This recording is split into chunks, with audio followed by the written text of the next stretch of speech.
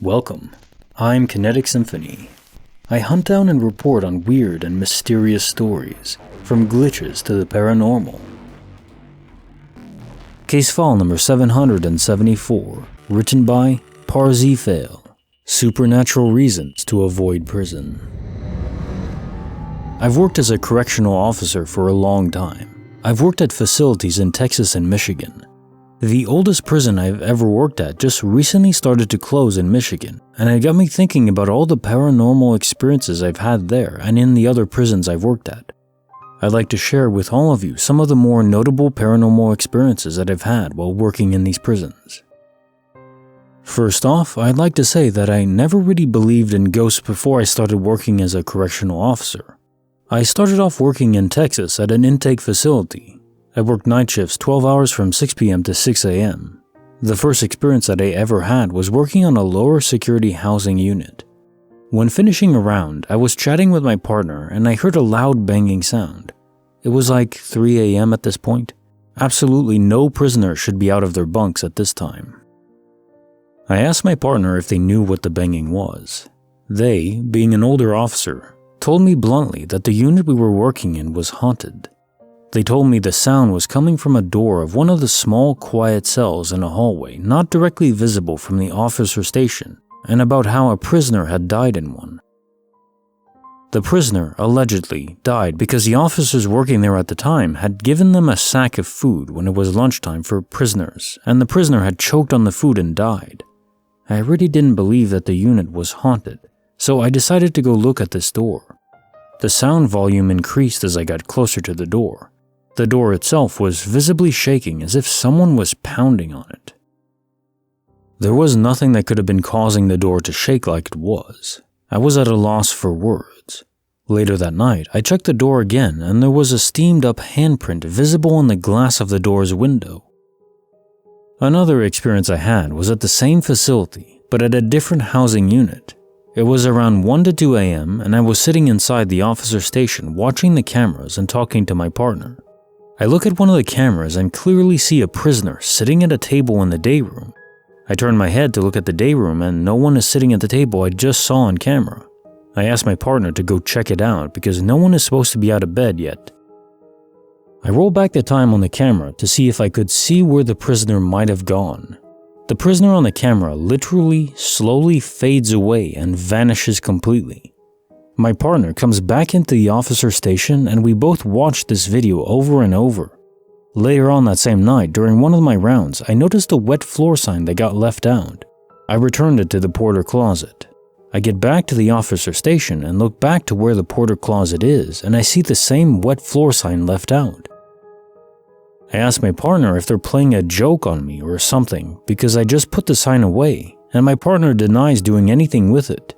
I go back out and make sure I put the sign back in the closet and lock the door. I get back to the officer station, wet floor sign right there in the open again.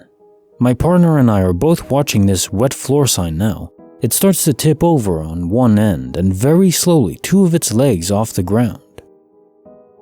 The sign then slams itself into the ground. It then proceeds to slide quickly up the hallway and then back in front of the closet door before ceasing all movement. My partner and I refused to come out of the officer station for the rest of the night because we were scared crapless. One more notable one from Texas. I was working in an ADSEG unit, a really high security unit for prisoners that get in fights and cause a lot of problems repeatedly. We had a prisoner who was sitting in one of our closed observation cells. These cells are usually used for people who threaten to harm themselves. In the summertime, prisoners will sometimes just say they are suicidal to be put in one of these cells because they are a lot cooler and are near AC vents that the normal housing units don't have. The prisoner told me that this is what they were doing and that they didn't want to cause any problems. Later on that night, one of my partners and I were watching cameras and all of a sudden we saw a shadow moving across the floor. Eventually, it comes to the close observation cell and disappears under the door.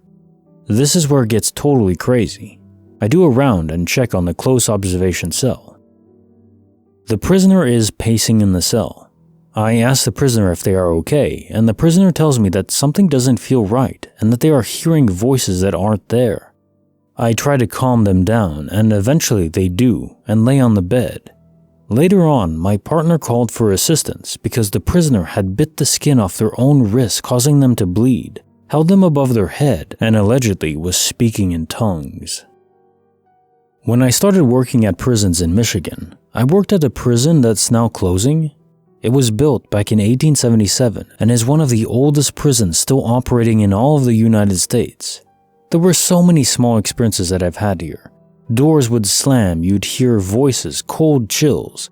The first really notable experience I had was around Christmas time on the third shift. I was working in the oldest unit on the facility. Usually we don't have prisoners there, but we had opened the unit to separate the prisoners during the pandemic.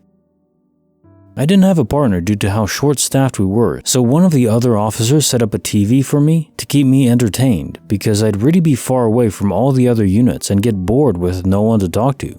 I do rounds for most of the night, watching TV in between them. I suddenly hear a banging noise from a door that leads to the hallway that takes you all the way to an even older, unused, condemned part of the prison. I open the door and take a look down the hallway. A cold breeze hits me, and suddenly my hair stands on end. I close the door, thoroughly creeped out. I go and sit down and start watching TV again. The TV starts flipping through channels rapidly and then stops on static. I have to get moved to a different unit because I'm scared out of my mind. One day on the third shift, my work friend and I were working positions that allowed us to have a lot of free time and no prisoners to watch. We decided to explore the prison. We explored the tunnels that went underneath the prison, the old barns, the old unstaffed gun towers. We eventually decided to go look at the old condemned part of the prison from my earlier experience. There was a big metal gate that was about halfway down the hallway that had to be opened by a big skeleton key. We get back to the old condemned part and my friend tells me about how this part was supposed to be the old segregation. We had to use flashlights to see because this section is so old it's not powered. The energy back there I won't ever forget. Just being there filled me with a feeling of cosmic dread. I asked my friend to head back and we start to head back down to where the hallway to the gate was. My friend's flashlight suddenly dies. We make it to the hallway barely able to see anything in the almost pitch blackness. We hear something running after us, so we start running up the hallway too. My friend fumbles with the key as we hear it getting closer. We get the gate open and sprint out of there. Later on I noticed that my friend had red claw marks all over his arm. Well, that's all I got for you all. Hope you enjoy listening about these crazy events. Case notes for file 774, Supernatural Reasons to Avoid Prison. Cameras are getting better and recording equipment is getting better. I assume in prison, the recording equipment you had there was pretty low tech, but just the idea that, we can have ring alarms and we can have cameras in our homes now and in businesses, and they're getting to 1080p or even above. Storage isn't expensive anymore. So I think we'll be able to capture more supernatural events, but editing is also becoming more prominent and deepfakes and so on. So you see this now with videos of UFOs. There's some spectacular videos, but you always in your back of your mind say, well, this is probably just edited. So it's either the video is terrible quality and people dismiss it because it's terrible quality, naturally, or it's in good quality, but it looks too good almost. And people just assume, well, it's photoshopped or whatever. I don't know if that's going to be enough to convince people. I think, and probably for me too, I won't be 100% convinced until I see it for myself. Still, reading stories, it's all very compelling because there's just so many of them. One thing I do wonder about spirits and echoes, if they're just fragments, filaments of people who passed away, then do they become, or are their emotions amplified? Or is it just that if you're a good person in life, then your echo and fragment will probably be a decent, entity, just floating around, not really doing anything bad to anyone, or maybe even trying to help people, guardian angels, perhaps.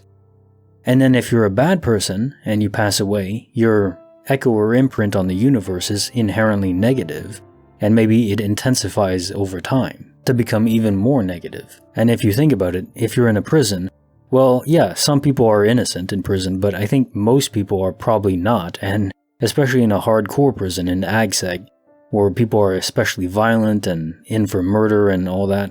I imagine prisons are hotspots for all sorts of malicious paranormal events, Of course, if they want to be hidden, they have to be a bit more cautious in how they approach their hauntings. It's not a place I'd want to be. I mean, just in general, but especially for supernatural events as well. And you know, one other thing I have to mention is that I think how we treat prisoners in general is abhorrent.